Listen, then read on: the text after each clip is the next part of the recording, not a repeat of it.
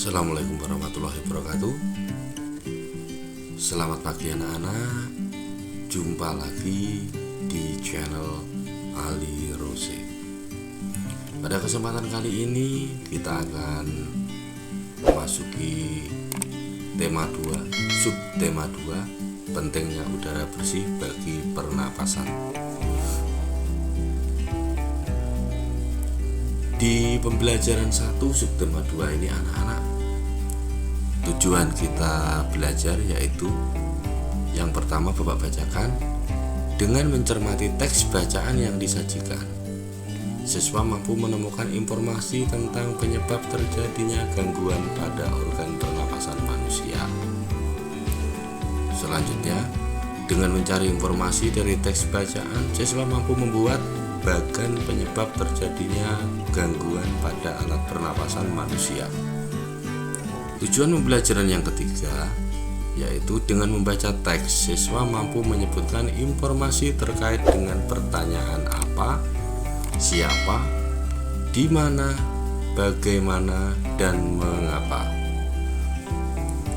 Terakhir, dengan menuliskan dalam bentuk tabel, siswa mampu mempresentasikan informasi dari teks bacaan terkait dengan pertanyaan apa, siapa, di mana, bagaimana, dan mengapa. Jadi, sebelum kita masuk di pembelajaran 1 subtema 2, tema 2 anak-anak, itu tujuan pembelajaran kita ke depan. Langsung saja anak-anak, yang pertama yaitu penyebab pencemaran udara. Polusi atau pencemaran udara merupakan kondisi di mana masuknya polutan atau zat pencemar ke dalam udara yang menyebabkan kebersihan udara menjadi berkurang.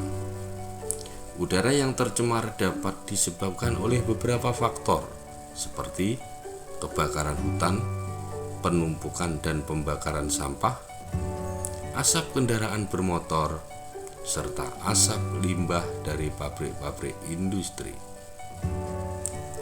Manusia merupakan penyebab utama terjadinya pencemaran lingkungan tersebut. Jadi, pencemaran yang terjadi di alam itu sebab utamanya adalah manusia itu sendiri.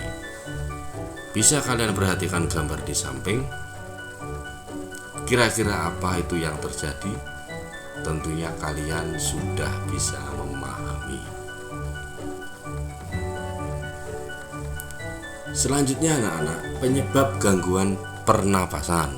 Yang pertama, faktor fisik, yaitu adanya kelainan pada organ pernapasan dapat menyebabkan gangguan pernapasan. Misalnya, pada bayi terlahir dini atau prematur, organ pernapasannya mungkin belum sempurna sehingga memerlukan alat bantu pernapasan. Contohnya seperti gambar di samping itu, yang gambar yang pertama itu. Jadi dimasukkan dalam inkubator. Yang kedua, faktor penyakit.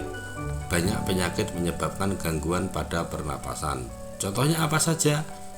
Yang pertama, influenza, asma, bronkitis, emfisema, dan kanker paru-paru. Yang ketiga anak-anak, faktor lingkungan. Kita bernapas untuk menghirup oksigen. Lingkungan kotor, asap kendaraan, asap pabrik, dan asap rokok mencemari udara. Udara tercemar menyebabkan ketersediaan oksigen menipis sehingga kita merasa sesak saat bernapas. Udara yang tercemar dapat mengganggu proses pernapasan. Pernahkah kamu merasa sesak atau sulit bernapas ketika berada di dekat orang yang merokok? Sesak napas merupakan salah satu contoh gangguan pada proses pernapasan. Gangguan pernapasan dapat disebabkan oleh faktor-faktor berikut. Yang pertama, pencemaran udara. Yang kedua, merokok. Yang ketiga, ketiga, serangan bakteri dan virus. Anak-anak, ini ada bacaan, tolong diperhatikan. Judulnya Kuldesak lantaran Jerbu. Aroma sangit asap dari lahan yang terbakar menusuk hidung warga Pekanbaru, Riau. Pada Selasa pekan lalu, seantero kota diselimuti kabut. Jalanan lengang dan pagi itu meredup lantaran sinar matahari tersabut asap. Kebanyakan penduduk memilih tinggal di rumah. Meski begitu, asap tetap masuk lewat ventilasi. Tak ada lagi tempat berlindung.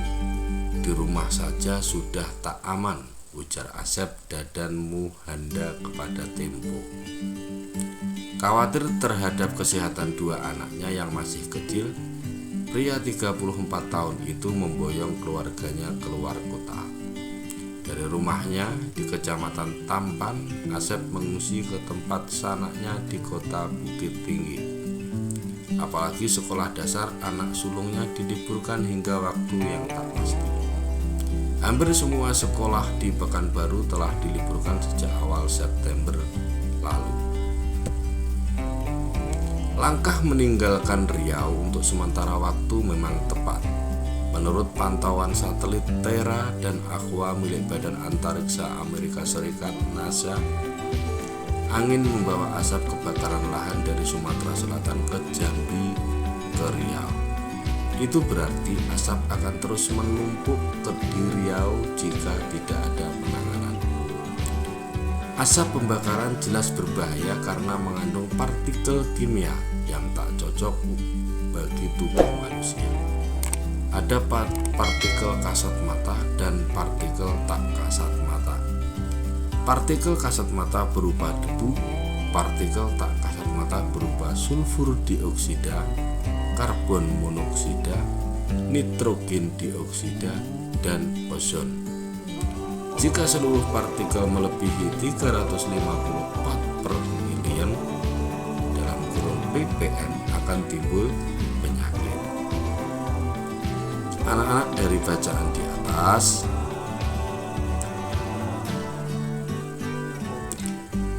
indeks pencemaran udara di Riau mencapai level 710 ppm. Ini berarti petaka bagi penduduk. Terbukti jumlah pengidap gangguan pernapasan tinggi. Dinas Kesehatan mencatat ada 26.000 lebih pengidap infeksi saluran pernapasan akut (ISPA), 3.000 lebih penderita iritasi mata dan kulit, 1.200 penderita asma, serta 500 pengidap pneumonia. Dari bacaan Kuldesak lantaran Jerbu di atas, buatlah pertanyaan dengan kata tanya apa, siapa, di mana, bagaimana, dan mengapa. Ini sesuai dengan tujuan pembelajaran kita tadi, anak-anak ya. Kemudian tuliskan jawaban dari pertanyaan tersebut. Tulislah dalam bentuk tabel seperti contoh berikut. Kata tanya apa? Contohnya, apa penyebab asap di Riau? Di sampingnya jawabannya, penyebab asap di Riau adalah kebakaran hutan. Untuk nomor 2, 3, 4, dan 5 itu kalian lanjutkan dan kalian tulis jawabannya di sampingnya. Siapa? Pertanyaannya, siapa nama narasumber yang memboyong keluarganya keluar kota dalam berita tersebut? Jawabannya, narasumber yang memboyong keluarganya keluar kota dalam berita tersebut bernama Asep Dadan Muhanda. Untuk yang masih kosong 2, 3, 4, dan 5 silahkan dilanjutkan anak-anak dan dijawab di sampingnya. Di mana?